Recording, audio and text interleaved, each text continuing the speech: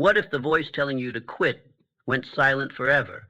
What if the struggle you're facing right now isn't a sign to stop, but a signal that you're about to break through? You weren't given this pain to break you. You were given it to build you. This moment you're in, the pressure, the fatigue, the doubt, this is not your exit. This is your proving ground. Because no man has ever risen without first being broken. No empire has ever stood without storms. And no mind has ever been made of steel without first walking through fire. You say it's hard? Then good. That means it's working. This speech is not here to soothe you. I did not come to give you permission to stop. I came to wake up the force that lives beneath your weakness, the version of you that fights, that executes, that refuses to crawl back into comfort. Let the quitters quit. Let the fearful retreat. But you? Don't you dare quit. You've come too far. You've survived too much.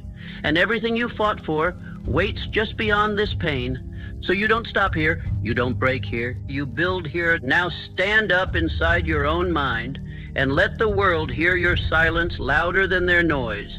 This is your hour. Let's begin. When the going gets hard, most men look for a way out. They begin to whisper lies to themselves. Maybe this wasn't meant for me. Maybe now's not the right time. Maybe I've done enough.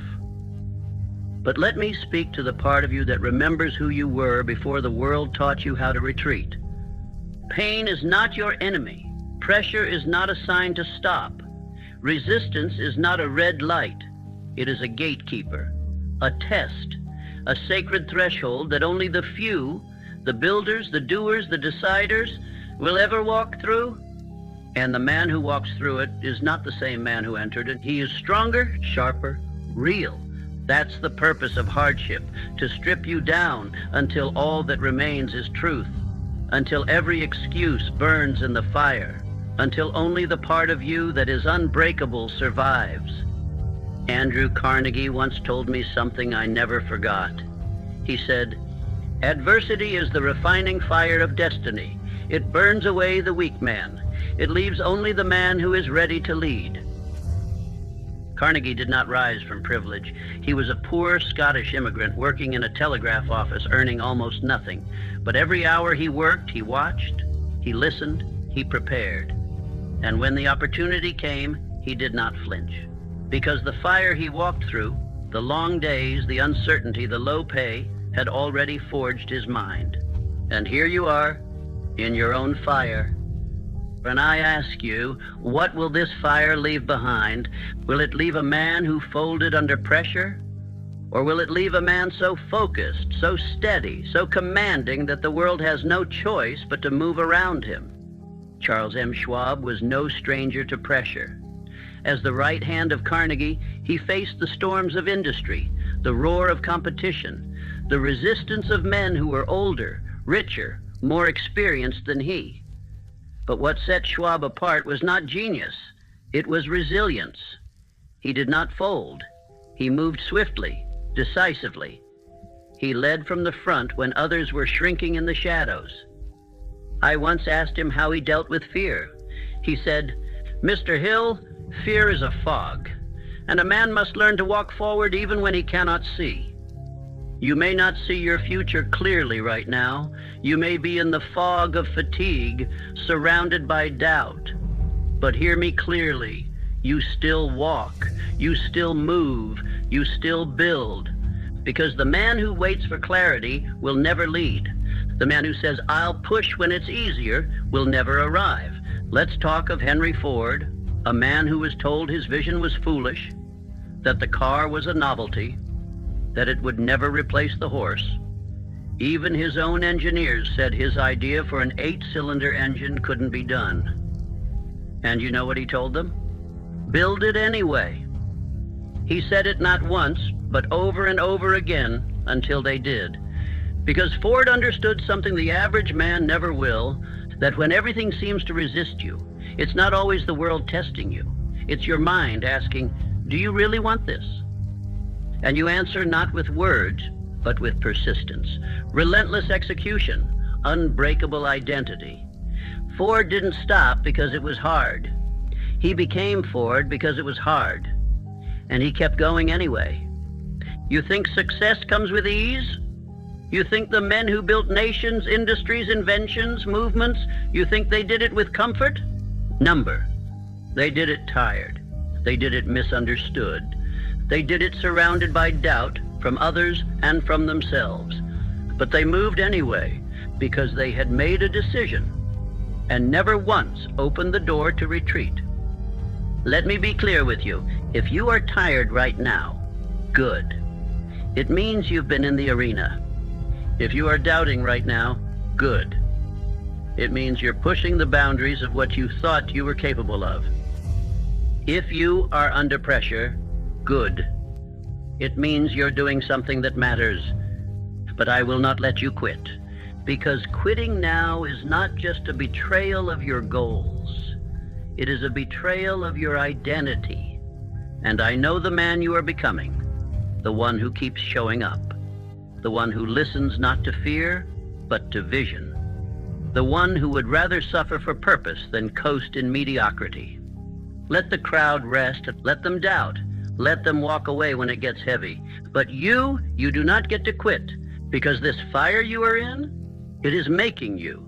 And when you rise from it, when the world will know that you were not lucky, you were not gifted, you were not saved, you were forged. Keep going. Don't you dare quit. You must understand something now, perhaps more deeply than you ever have before. The pain you feel today is not a punishment. It is a process, a sacred rite of passage, a furnace that burns away the soft edges, the hesitations, the illusions, and leaves only iron. And yet, what do most men do when they feel that fire? They run. They look for comfort. They retreat to what is familiar. But you will not do that. You were not built to run. You were built to withstand. You were built to build. And nothing worthy has ever been built without cost. Let us speak plainly. There will be days when nothing goes your way, when the voices around you question everything you're doing, when even the small steps forward feel like dragging stone uphill. And on those days, the temptation will whisper, maybe I should pause. Maybe I should slow down. Maybe I should quit. But those whispers are not your voice. They are the voice of drift, the voice of old identity trying to drag you back to safety, to comfort, to the version of you that never finished anything. And you are done living like that. You must now speak louder than those whispers. You must say, no. I am not going anywhere. I may be tired, I may be stretched, but I am not broken, I will not fold, and I will not leave this chapter unfinished. This is the moment when your identity changes, not with a celebration, but with a choice. The choice to continue, the choice to carry the weight, even when your legs shake, the choice to not back down. When Abraham Lincoln was leading a nation through war, he was not greeted with applause. He was attacked from every side, mocked, slandered, betrayed. His cabinet questioned him. The people doubted him. The war dragged on longer than anyone expected. And still, he stood, quiet, focused, unbending. He carried the burden of the nation, not because he was invincible, but because he had decided what must be done. He was not moved by noise. He was not swayed by fatigue. He was anchored to purpose. And that is what you must be now, anchored. Anchored to your mission, anchored to your future, anchored to the man you said you would become. There will be no applause for this decision, no audience watching, no instant reward, just silence and pain and progress. But make no mistake, every day you push through this storm, you are building a life that no storm can shake. This is where you earn the crown, not when it's easy, not when you feel good, but now, when it's hard, when it's heavy, when every part of you wants to stop and you don't. The man who continues when he could quit, he becomes undeniable. And here is what the world won't tell you. Most people give up just before the moment that would have changed everything. They were one conversation away, one client away, one new habit away, one more rep, one more call, one more sunrise of discipline, and they let it go. Because the going got hard. Let this burn into your mind. You are not most people. You are not average. You do not operate on feelings. You do not follow ease. You follow purpose. You follow vision. You follow a code. And that code is carved into your spirit with words like relentless, resilient, ruthless. And that code does not include quitting. When Thomas Edison was working on the electric light, he failed thousands of times. He watched his materials explode. He watched people call him a fool. He watched his own team question the mission. But do you know what he never did? He never doubted the result. He had already decided what the end would be, and every failure was simply another confirmation of progress. That is how you must now view this moment in your life. It is not a defeat. It is not a wall. It is a passage. And you are walking through it, head up, eyes forward, heart full of decision. You do not stop when it's hard. You become harder. You do not retreat from resistance. You rise through it. You do not ask, will I make it? You say, watch me build this until there's no doubt left. And if no one claps, you keep going. If no one sees the work, you keep going. If no one believes in you, you believe. You execute. You finish. Because the fire you are in right now is temporary, but the strength it will leave in you, that will last forever. Keep going, and don't you dare quit. There will come a day when all this pressure, this pain, this fatigue, this loneliness will make sense. A day when the weight you carried becomes the strength you wear. When the silence you endured becomes the stillness in your soul. When the work you did in the dark becomes the light that others follow. But that day only comes to the man who refuses to lay down. It does not come to the clever. It does not come to the entitled. It comes to the one who kept going when there was no visible reward, who built when no one believed, who didn't ask how long will this take, but simply said, as long as it takes. Let us speak again of a man I studied more than any other, Andrew Carnegie. When he first arrived in America, he was a poor immigrant boy. He had nothing but hunger for knowledge, for opportunity, for greatness. He began as a messenger boy in a telegraph office. And do you think his path upward was paved with ease? He worked long hours. He sacrificed comfort. He was overlooked, underpaid, and doubted. But he continued. Each job he took, he gave more than was expected. Each obstacle he faced, he used as training. He endured the strain because he had a vision far greater than his conditions. And through relentless forward motion, through sacrifice without applause, he built an empire of steel and became the wealthiest man of his time. But more than his fortune, it was his example that matters. He showed us that greatness is not born, it is built. And it is built in silence, in sweat, in hard decisions, in perseverance when others would have crumbled.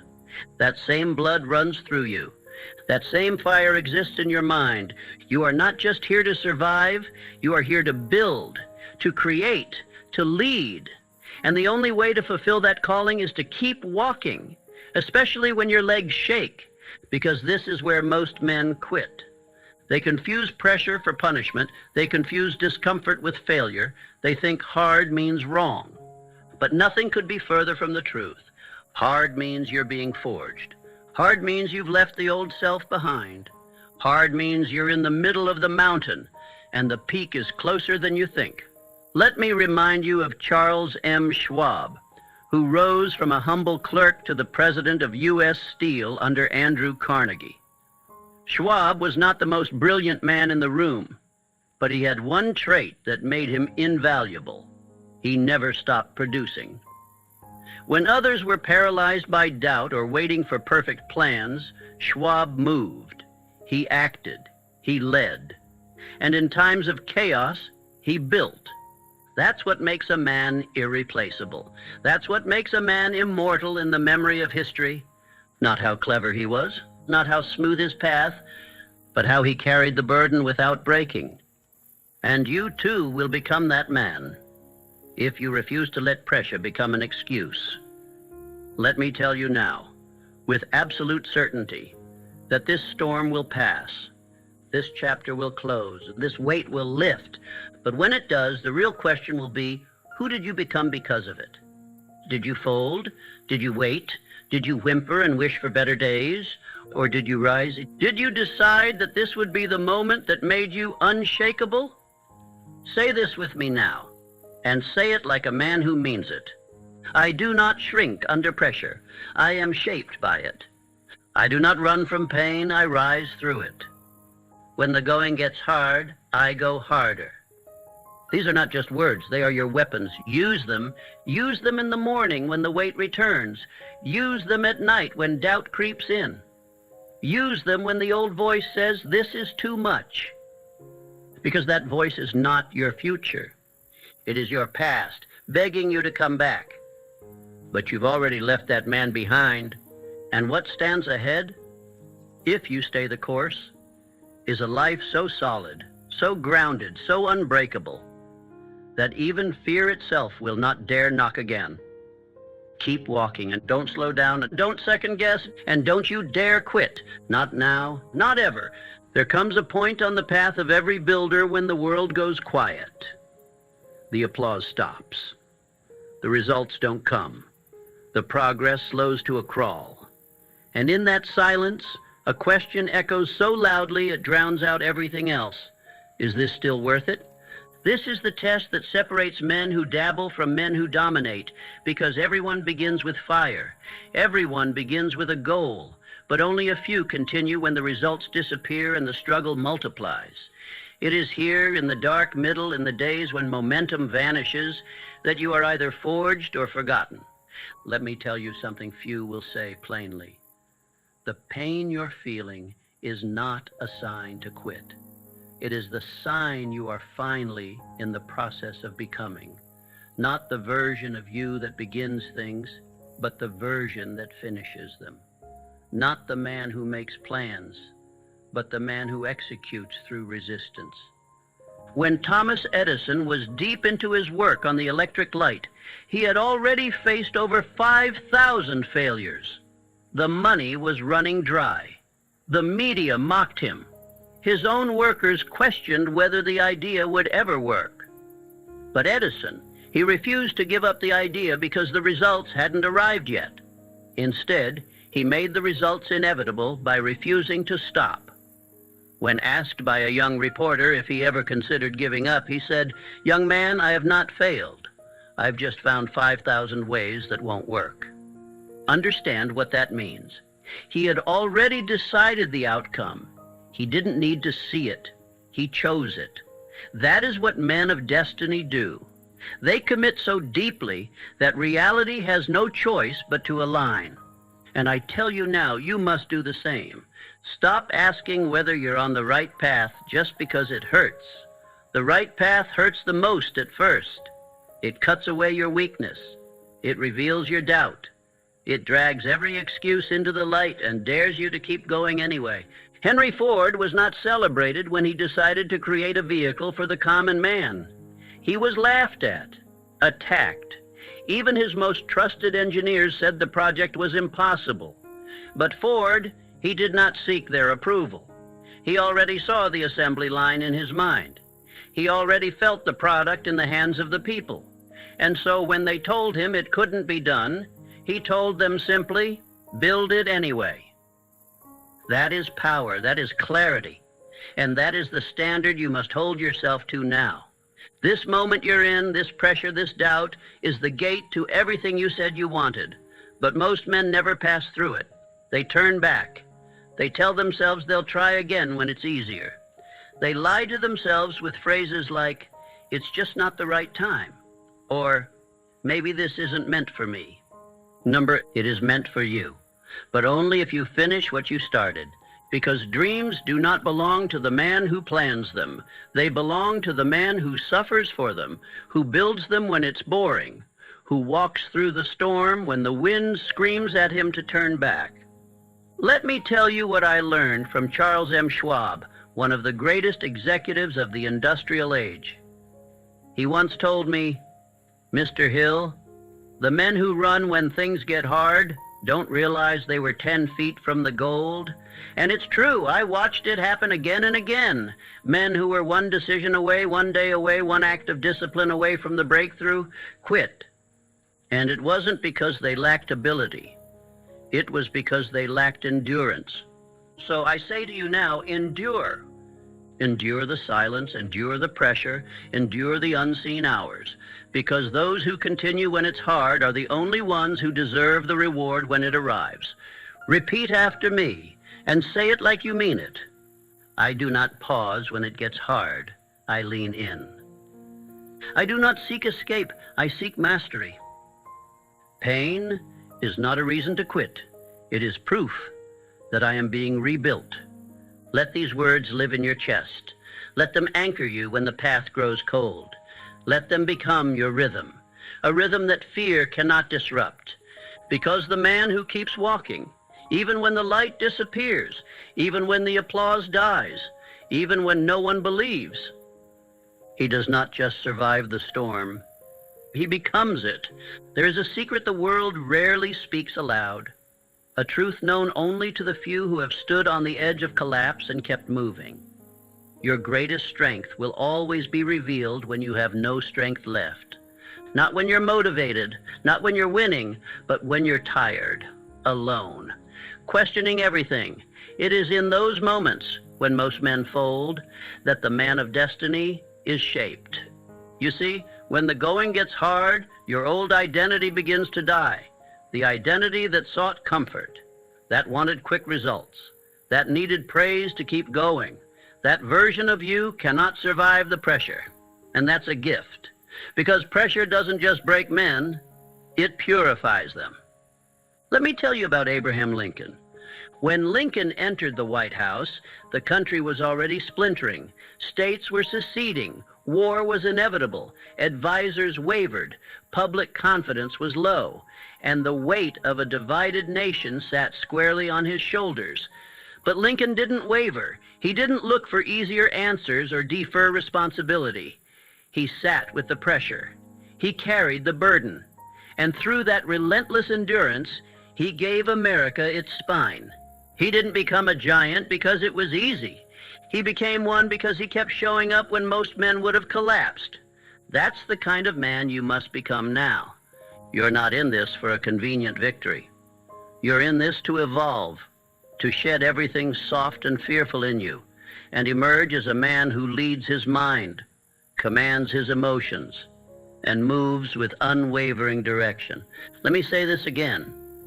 The going gets hard not to stop you, but to stretch you. You want courage? It's built when your hands shake and you move anyway. You want discipline? It's forged when your body says rest and your mind says one more. You want belief? It is grown by continuing through days when your thoughts try to betray you. Andrew Carnegie, the man who shaped my understanding of wealth and will, once told me, no man becomes powerful until he no longer requires things to be easy. He meant this, truly meant it. He didn't seek the path of least resistance. He chose the path that demanded his entire being, because he knew it was there and only there that his greatness would rise. He told me, the mountain does not grow smaller. You grow stronger. And you, my friend, are growing stronger now, even if you don't feel it yet. So let us make this practical. When the going gets hard, and it will, here is what you do. You do not retreat. You take one small action, even if it's imperfect, even if it's invisible to the world. Action, not motivation, is your lifeline. You return to your aim, revisit your definite purpose, read it aloud, reconnect to your mission. Fear multiplies in men who forget why they started. You eliminate the noise. Don't explain your fatigue to anyone. Don't seek comfort from people who've never built anything. Sit in silence and remember who you are. You rehearse your power, repeat it. I was made for this.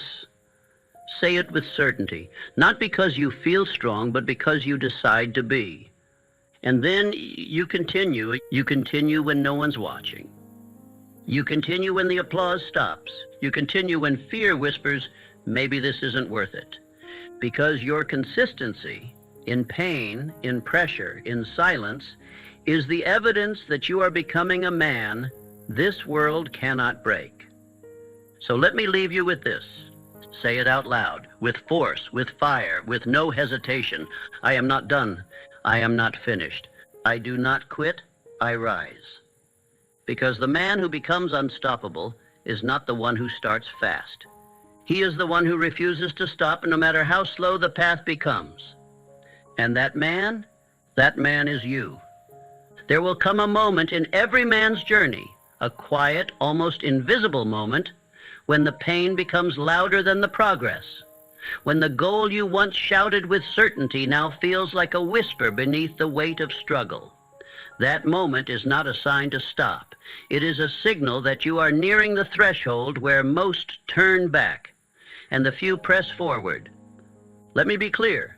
Pain is not the enemy. The enemy is comfort, the seductive whisper that tells you to settle, to ease up, to coast.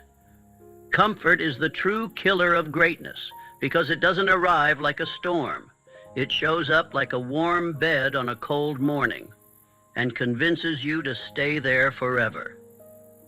Charles M. Schwab, one of the greatest steel magnates of his time, understood this with deadly clarity. Schwab worked under Carnegie, not because he was the most skilled man in the room, but because he had the fire to endure pressure most men avoided. When production quotas weren't met, when tensions rose in the ranks, Schwab didn't hide behind reports or delay action. He walked directly into the furnace of the problem and stayed there until a solution appeared. Why? Because he didn't seek comfort, he sought growth, and he understood that growth and comfort are enemies. That's the lesson here. Pain is not punishment, it's preparation. It means you are no longer living on the level of the man you used to be. You are stepping into something higher, something heavier. And the muscles of your mind, your will, and your character are breaking and reforming under the strain. That's not failure. That's formation. And here's what the average man misses. When the pain increases, they slow down. They justify quitting. They say things like, maybe this isn't meant to be. But the few, the very few who rise, they take pain as the confirmation that their growth has begun. Let me tell you about Thomas Edison. Edison was not born into brilliance. He was not the most naturally gifted thinker. But he had something rare, tolerance for discomfort. 10,000 times he failed to produce a working light bulb. 10,000 times. Not 10, not 100. 10,000. Now imagine that. Imagine the mental pressure, the financial stress, the public ridicule, the internal doubt, and still, he moved forward. When asked why he didn't give up, he said something the weak-minded couldn't understand. I haven't failed. I've just found 10,000 ways that won't work. Now pause. Reflect. That is not a man running from pain. That is a man who embraced it so fully, so relentlessly, that the pain became irrelevant, just part of the process. And if he could do that, with the world doubting him, with nothing but setbacks in his hands, what excuse have you? You are not too tired. You are too comfortable. You are not broken. You are being broken open. You are not stuck. You are being called to move with more force than ever before. So here is what I demand of you in these moments when the going gets hard. Do not soften. Do not retreat into logic. Do not disguise your fear as taking a break. Lean in. Lean in so far that fear loses its footing. Lean in so hard that comfort can no longer hold you, because the man who presses forward while in pain becomes the man who cannot be stopped when strength returns. Say this now with your chest. Pain does not weaken me. It sharpens me. Comfort is not my goal. Growth is. When it gets hard, I go harder. This is the turning point, not in your work, not in your environment, in your identity. Because from this point forward, pain will no longer be your reason to stop. It will be your reason to rise. Shall we continue? If you were to look at the man you admire, the one whose resolve never shakes, whose decisions are final, whose movements feel inevitable, you might think he was born that way. But you would be wrong. He was not born unbreakable. He became unbreakable through one thing: repetition. Not talent, not luck, not even brilliance. Repetition. Let me tell you something most men will never grasp. Your identity, that voice in your head that tells you who you are, is not permanent. It is a pattern. And patterns can be rewritten, rebuilt, reinforced. If you do it long enough, if you speak it with enough emotion, if you act on it with enough consistency, the old self falls away and a new one is born. This is not inspiration, this is engineering. Let us return to Henry Ford, a man who had little formal education, few early advantages, and no immediate success. But Ford repeated one thing more than anything else: belief. He said, "Whether you think you can or think you can't, you're right." That was not a clever quote for a poster. That was the bedrock of his being. He did not repeat limitations. He repeated possibility. He did not rehearse failure. He rehearsed certainty. And in doing so, over and over, day after day, he trained his mind to ignore doubt until doubt no longer recognized him. The question is, what have you been rehearsing? Have you been rehearsing hesitation, replaying failure, repeating thoughts that belong to someone weaker than the man you are becoming? Because repetition is not just what you do, it's who you become. And every time you repeat weakness, you reinforce it. Every time you repeat doubt, you build a mind that sees through the lens of fear. But every time you repeat strength, even if it doesn't feel real yet, you begin to install a new identity, one that does not flinch, one that does not fold. Thomas Edison knew this. His laboratories were not just places of invention, they were temples of repetition. He didn't succeed by inspiration. He succeeded by consistency. Each failure was not a step back. It was a step forward because it was embedded in a larger pattern. Keep going no matter what. That is the mindset of mastery. So now I tell you, if you want to be unbreakable when life applies pressure, don't wait for motivation. Build discipline. Don't wait for courage. Repeat courage. Say it aloud. Not once, not twice, but every day. I do not hesitate. I do not fold. I act without delay. Write it. Speak it. Walk it. Until the identity you repeat becomes the only one you recognize. You must begin to schedule your identity, not your tasks, your identity. Each morning, you speak who you are becoming. Each evening, you confirm who you were that day. And in between, you act like it's already done. This is how men become bulletproof. Not by luck, not by talk. By repetition, you do not become fearless by accident. You become fearless by choice, repeated until it becomes instinct. So I ask you again, who are you rehearsing? The old you, who doubts, who pauses, who drifts, or the new you, who speaks with clarity, acts with force, and refuses to go backward? Choose, and then repeat it relentlessly. Say it now, with certainty. Every day I repeat strength. Every day I install discipline. Every day I become a man who cannot be broken. This is not philosophy. This is your blueprint. Print it into your soul, because the man who masters repetition masters himself. And the man who masters himself fears nothing. Let us continue. You say you want strength. You say you want power. You say you want to become the man who can't be shaken. But let me ask you, what do you do when pressure comes? Because every man talks about greatness until the weight hits, until the trial shows up, until life presses its hand against your chest and asks, do you really mean it? Pressure is not the enemy. Pressure is the test.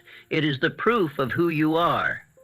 When you build a sword, it must pass through fire. When you build a man, he must pass through resistance. That's how greatness is forged, not in peace, but in conflict, not in applause, but in silence, not when things are easy, but when everything screams quit and you say no. Thomas Edison understood this better than most. The man failed over 10,000 times before the light bulb gave birth to success. And do you think those failures were quiet? Do you think they didn't come with voices from the world, from his own mind, saying enough is enough? But Edison didn't flinch because he had already decided. The pressure didn't scare him. It clarified him.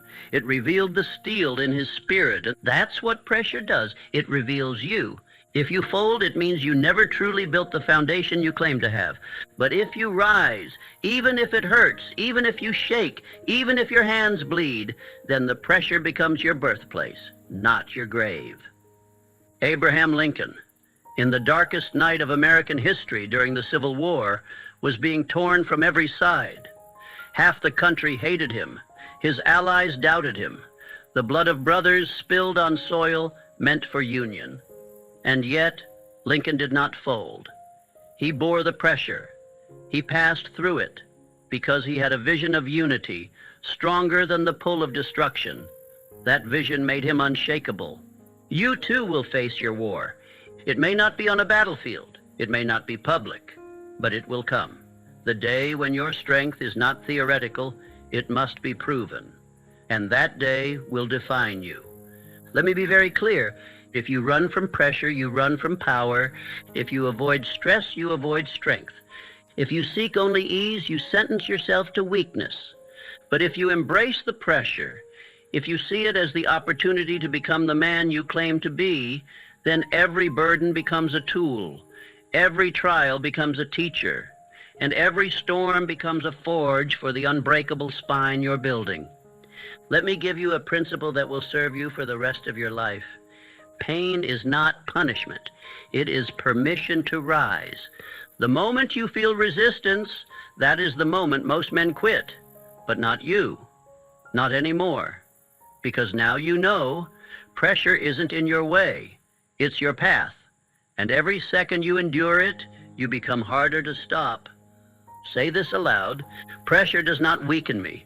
It reveals my strength. Resistance is not the end. It is the beginning. Every time life tries to break me, I grow sharper. You do not become a diamond in silence. You become a diamond under the weight. And the only question is, will you endure long enough to emerge on the other side like unshaken, unbroken, untouchable? Repeat this daily, and you will. Because the man who trains under pressure is the man who cannot be defeated. Let us move forward. There is a truth that every man must face sooner or later, and most wait too long to face it. You cannot reach the summit with one hand still holding the safety rope. You cannot conquer your calling while keeping a door open to retreat. If you want to win, you must remove the option to lose, not in the world, but in your own mind. Burn the bridge. The man who leaves an escape route never commits fully. His energy is divided. His mind is conflicted. And fear? Fear lives in the presence of options. Options to delay, options to retreat, options to play it safe. But the man who decides, really decides, leaves no room for backtracking. He burns the boat. He shatters the lifeline. He commits to the path, even if the road turns steep, dark, and painful. Because for him, the outcome is not a possibility, it is a demand. Andrew Carnegie taught me this law firsthand. He once said, "A man who seeks greatness must first destroy every excuse that allows him to remain small." And he lived it. When he decided to rise from poverty and become the world's industrial leader, he didn't leave a back door open to comfort or mediocrity. He worked like his life depended on it, because it did. Carnegie didn't chase wealth. He chased commitment, full, unflinching commitment to a singular aim, and that commitment made every obstacle temporary. Henry Ford did the same. When he faced financial collapse, public humiliation, and fierce competition, He didn't search for another industry to pivot into. He didn't entertain thoughts of failure. He didn't ask, what if it doesn't work? He said, it will work because I refuse to entertain anything else. That's what burning the bridge looks like. And it's not poetic, it's strategic, and it's not emotional, it's essential. Because so long as you can go back, you will. The moment pressure rises, the subconscious mind listens closely. If you feed it doubt, even subtle doubt, even hidden doubt, it will find a way to sabotage you.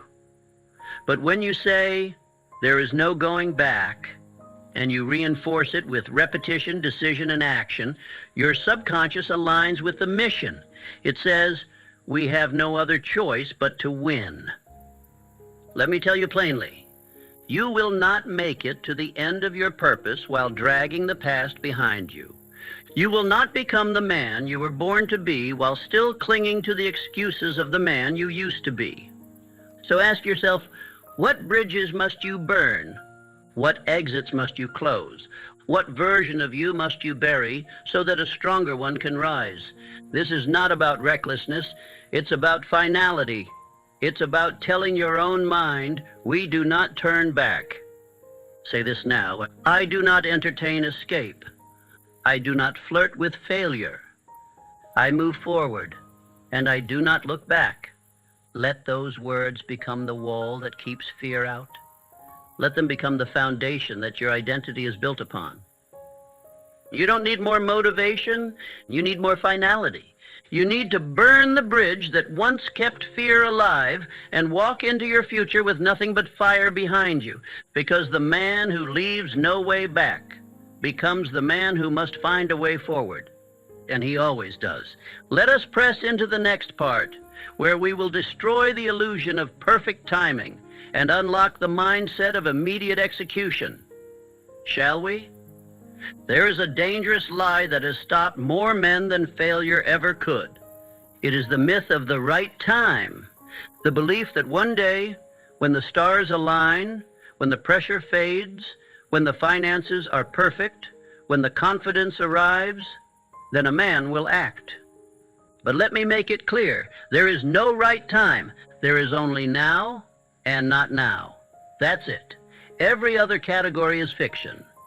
The man who waits for ideal conditions is the man who dies with his best work still trapped inside his mind. Thomas Edison didn't wait for permission. He didn't wait for the perfect team, the perfect lab, the perfect headline. He began, he acted, and he failed more times than most men ever attempt. But those failures were action failures, not hesitation failures. And that is why he succeeded. Understand this deeply.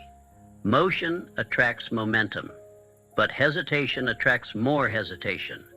Every time you delay, your subconscious mind hears the delay and thinks, this is dangerous. We aren't ready. Let's not move. And so it wires you with fear. And soon the idea that once lit your soul now terrifies you. Not because it's impossible, but because you paused. Let me share something that Henry Ford understood better than any man in his generation. Speed matters. Not speed in results. Speed in decision. Speed in execution. Ford once said, you can't build a reputation on what you are going to do. Think about that. He didn't become one of the wealthiest men in the world by waiting for everyone to agree. He acted before they believed. He built before they clapped. He moved and forced the world to adjust. The most dangerous habit a man can form is hesitation, because it disguises itself as wisdom. It looks responsible. It feels intelligent. It sounds like just being cautious. But in truth, it's fear in a tuxedo. It's fear in disguise. And it robs men of their destiny by convincing them to wait. You must kill this belief now. The belief that tomorrow will be better. The belief that someday you'll be ready. Someday is the deathbed of dreams. No man becomes great by accident. No man looks back at a life of mastery and says, I waited until it felt perfect. He says, I moved when it was hard. I acted when I didn't feel ready. I trusted my decision more than my emotions. Abraham Lincoln did not wait for peace before taking action. He made war with injustice. He made bold declarations in times of division. He did not ask the nation to calm down first. He stepped into the storm because the mission mattered more than the moment. And that's what you must do. You must begin before you feel ready. You must move even when your hands tremble. You must trust your identity, not your feelings. Say this now. I do not wait to feel strong. I act, and strength follows. I am not a man who waits. I am a man who moves. The time is now, because I say it is. That is what the subconscious understands. Repeated commands with emotional conviction. You see, when you act before you feel ready, something amazing happens. Your nervous system catches up. Your confidence builds in the action. Your mind begins to obey your identity instead of your excuses. This is the law of power. Action rewires the man. You don't act because you feel ready, and you feel ready because you acted. So I challenge you. Stop looking for the right time. It does not exist. The clock is your enemy. The calendar is a coward's tool when it is used to delay destiny. Your mission is waiting. Your next step is waiting. And fear? Fear is hoping you'll think about it a little longer. Don't. Move now, and let the world watch in confusion as you build without permission. There is a reason most men fail to finish what they begin. It is not because they lack skill, and it is not because they lack resources. It is because they lack command over the one thing that governs every decision, every action, every moment of courage or retreat. That thing is emotion. Let me speak to you with absolute clarity. The man who does not control his emotions will never control his destiny. Emotions are like weather patterns. They change, they shift, they come and go with no warning, no schedule, no guarantee. If your sense of direction depends on how you feel, you will be a slave to moods. You will act when happy, stall when tired, and fold when challenged. The truth is this: feelings are not facts. They are suggestions, whispers, temporary guests in the house of your mind. But most men treat them like kings, obeying every rise, every fall, every inner signal, as if emotion equals truth. It does not. Emotion is reactive. Purpose is proactive. Andrew Carnegie once told me, "The man who learns to rule himself will soon rule many." He did not mean rule through force. He meant rule through example, through presence, through the ability to stand firm when others collapse. That begins with one skill: emotional mastery. Let me ask you, how often have you betrayed your future because of a temporary emotion?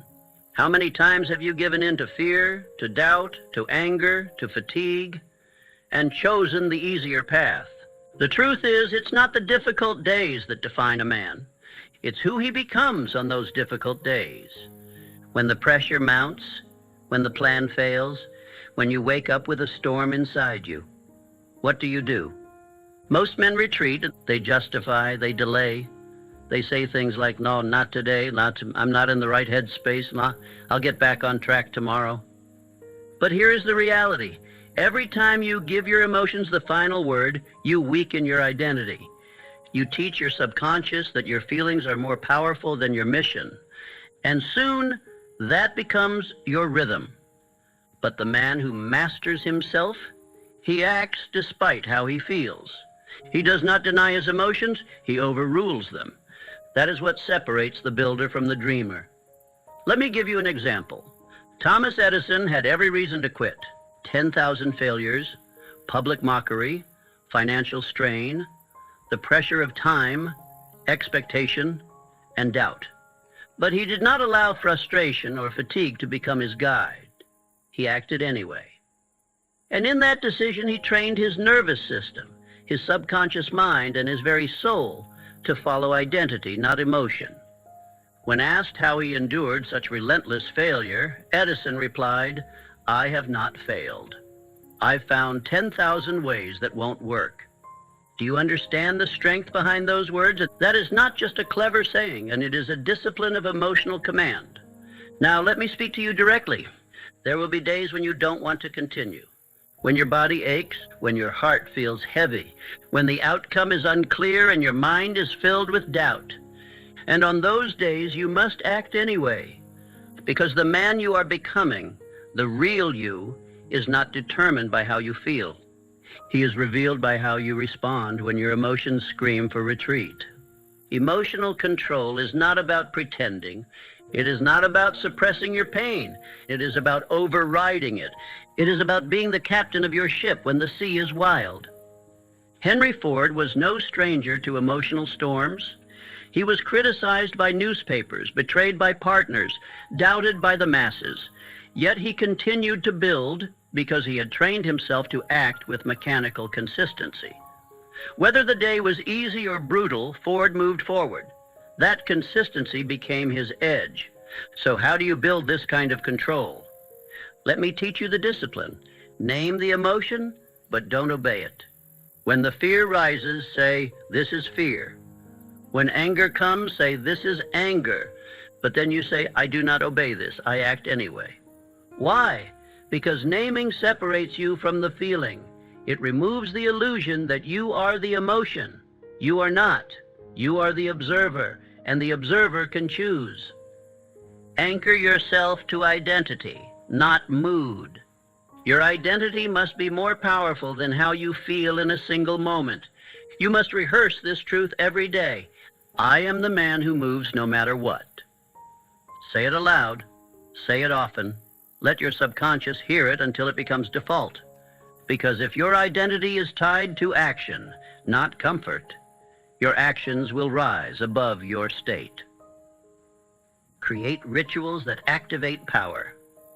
The greatest men I've studied did not wait to feel powerful. They had rituals to summon it. Andrew Carnegie meditated daily on his definite purpose. Charles Schwab would begin each morning by reviewing his mission, not checking the news or gossip. You must do the same. Create anchors. It may be your affirmations, a cold shower, a walk in silence, a declaration in the mirror. Whatever it is, repeat it daily, because repetition creates emotional stability. Expect resistance and welcome it. The builder does not curse the hammer for being heavy. He trains with it. So when the emotion comes, the fear, the doubt, the fatigue, do not be shocked. Welcome it like an old rival. Smile and say, "You came again? Good. Let's dance." And then you act. You move anyway. Let me remind you what Abraham Lincoln carried on his shoulders: the fate of a divided nation, the burden of civil war, the screams of public criticism. And yet, he endured. He wrote. He led. He did not allow his private pain to become public paralysis. That is emotional control. It is not about being numb. It is about being so aligned with purpose that the emotions of the moment cannot detour you from the mission. Say this with me now. I am not my feelings. I am my decisions. I do not obey emotion. I obey mission. I feel fear. I feel doubt. But I move anyway because I lead my state. These are not affirmations. These are commands. You speak them not to soothe yourself, but to restructure yourself. Because every time you act with power while feeling weak, you build a spine made of steel. And over time, the fear that once ruled you becomes a whisper. The doubt that once stalled you becomes irrelevant. The hesitation that once kept you in place becomes impossible to access, because your identity no longer allows it. This, my friend, is the fruit of emotional control. You do not wait for peace to move. You bring peace with your movement. You do not seek calm. You embody it.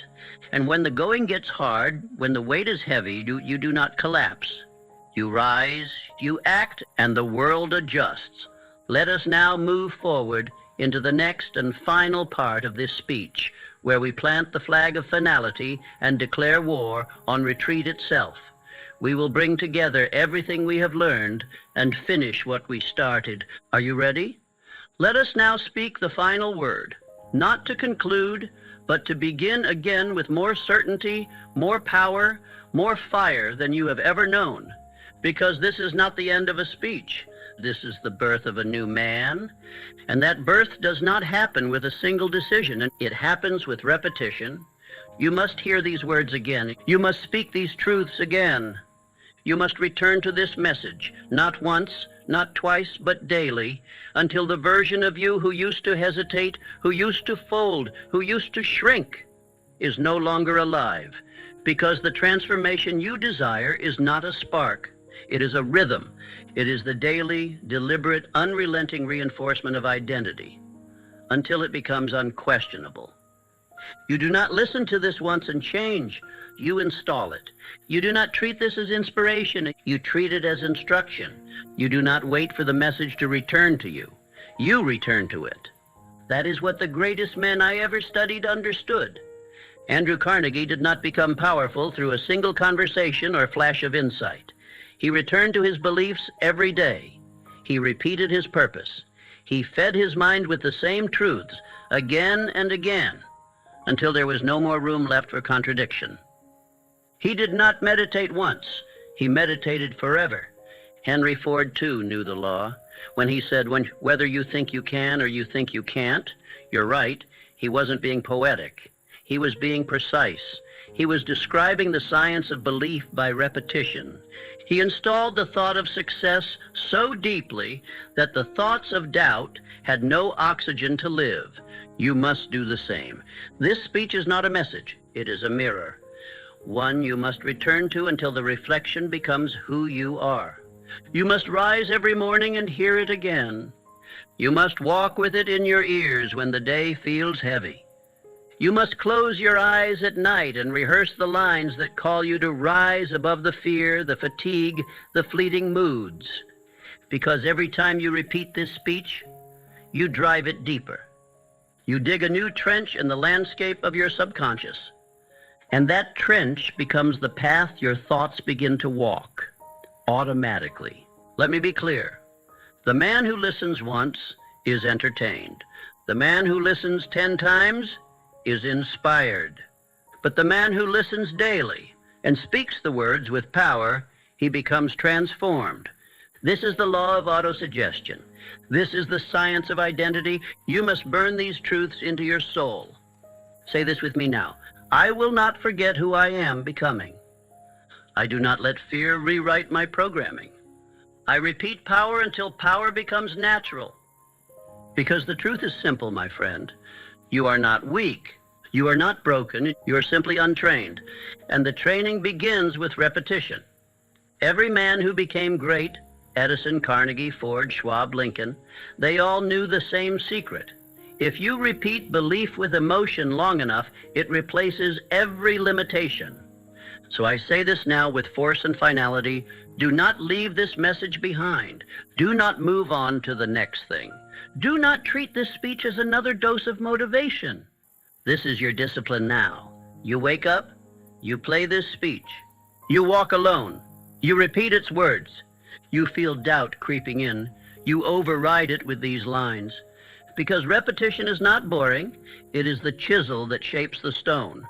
And if you want to be forged, and if you want to be unshakable, immovable, undeniable, then you must hammer these truths into your spirit daily. You will forget. You will drift. That is human.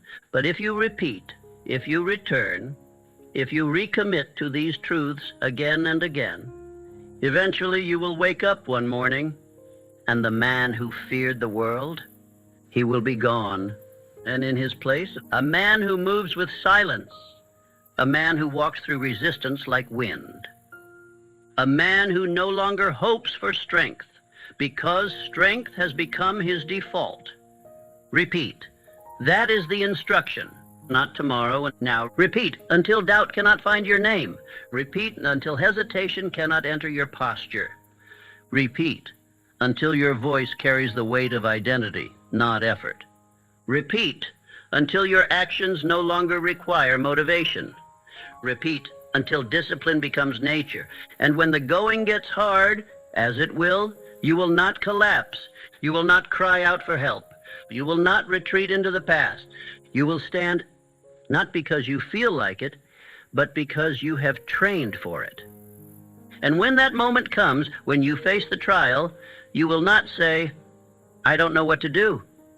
You will hear these words echo in your soul. You will hear this rhythm, this fire, this standard, and you will move because repetition built you for this. So say it one last time with the full power of your voice. I do not need to feel ready. I repeat readiness. I do not search for strength. I speak it. I do not listen once. I live this daily. This is your final word, your beginning, your new rhythm, your rebirth. And then now, return to the start and begin again. Let it repeat. What if the voice telling you to quit went silent forever? What if the struggle you're facing right now isn't a sign to stop, but a signal that you're about to break through? You weren't given this pain to break you. You were given it to build you. This moment you're in, the pressure, the fatigue, the doubt, this is not your exit. This is your proving ground. Because no man has ever risen without first being broken. No empire has ever stood without storms. And no mind has ever been made of steel without first walking through fire. You say it's hard? Then good. That means it's working. This speech is not here to soothe you. I did not come to give you permission to stop. I came to wake up the force that lives beneath your weakness, the version of you that fights, that executes, that refuses to crawl back into comfort. Let the quitters quit. Let the fearful retreat. But you, don't you dare quit. You've come too far. You've survived too much. And everything you fought for waits just beyond this pain. So you don't stop here. You don't break here. You build here. Now stand up inside your own mind and let the world hear your silence louder than their noise. This is your hour. Let's begin. When the going gets hard, most men look for a way out. They begin to whisper lies to themselves. Maybe this wasn't meant for me. Maybe now's not the right time. Maybe I've done enough. But let me speak to the part of you that remembers who you were before the world taught you how to retreat. Pain is not your enemy. Pressure is not a sign to stop. Resistance is not a red light. It is a gatekeeper, a test, a sacred threshold that only the few, the builders, the doers, the deciders, will ever walk through. And the man who walks through it is not the same man who entered it. He is stronger, sharper, real. That's the purpose of hardship, to strip you down until all that remains is truth, until every excuse burns in the fire, until only the part of you that is unbreakable survives. Andrew Carnegie once told me something I never forgot. He said, "Adversity is the refining fire of destiny. It burns away the weak man. It leaves only the man who is ready to lead." Carnegie did not rise from privilege. He was a poor Scottish immigrant working in a telegraph office, earning almost nothing. But every hour he worked, he watched, he listened, he prepared. And when the opportunity came, he did not flinch. Because the fire he walked through, the long days, the uncertainty, the low pay, had already forged his mind. And here you are, in your own fire. And I ask you, what will this fire leave behind? Will it leave a man who folded under pressure? Or will it leave a man so focused, so steady, so commanding that the world has no choice but to move around him? Charles M. Schwab was no stranger to pressure. As the right hand of Carnegie, he faced the storms of industry, the roar of competition, the resistance of men who were older, richer, more experienced than he. But what set Schwab apart was not genius, it was resilience. He did not fold. He moved swiftly, decisively. He led from the front when others were shrinking in the shadows. I once asked him how he dealt with fear.